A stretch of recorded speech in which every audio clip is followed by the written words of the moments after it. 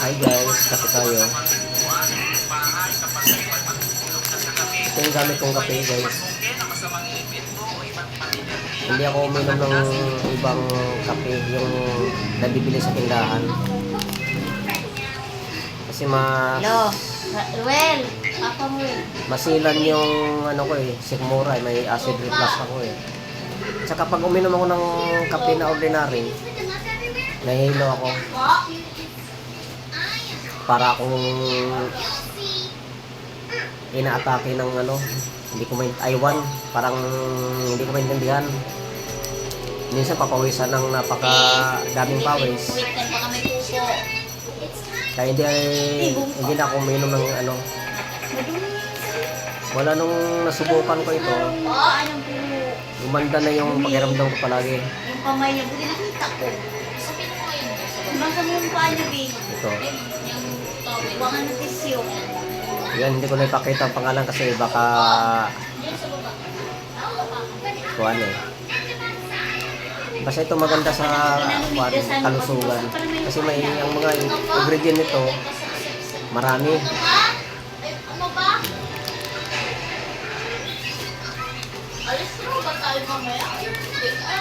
Kaya kung may mga kayo guys, may mga kuwan kayo sa sikmura, yan, pwede kayong gumamit ng ganito. Sinubukan ko ng Kita mo kasi yung harap, litid lang yan Sinubukan ko uminom ng matagal kong uminom ng yung nasa tindahan, nasa butika, alam niyo na yung kulay violet. Yun, ganun pa rin ang naramdaman ko.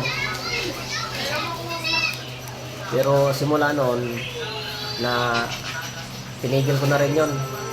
Saka may nakapagsabi sa akin na ganito daw inumin. Ayun.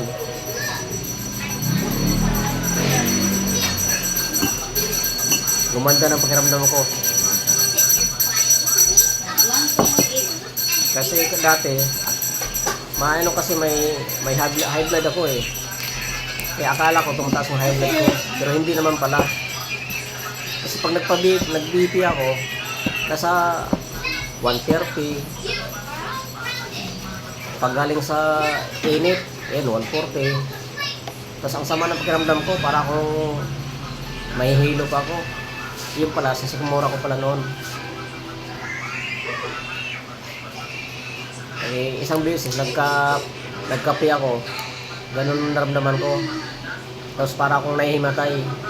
Nag-BP ako, akala ko mataas ang blood pressure ko. Hindi naman pala. Dahil lang yun sa acid lang pala sa sikmura. Kaya pag sumumpong yung acid, para kang hindi makahinga. Dahil sa acid, sumisiksik sa may sikmura. Yun pala yung dahilan. Kaya simula nung ito na ginagamit kong kape, okay na, hindi na ako nakakaramdam ng ganon. Kung mayroon nun, paminsan-minsan, hindi grabe. Kaya sa sa white flower lang. Yan guys. Yan lang guys. Thank you guys.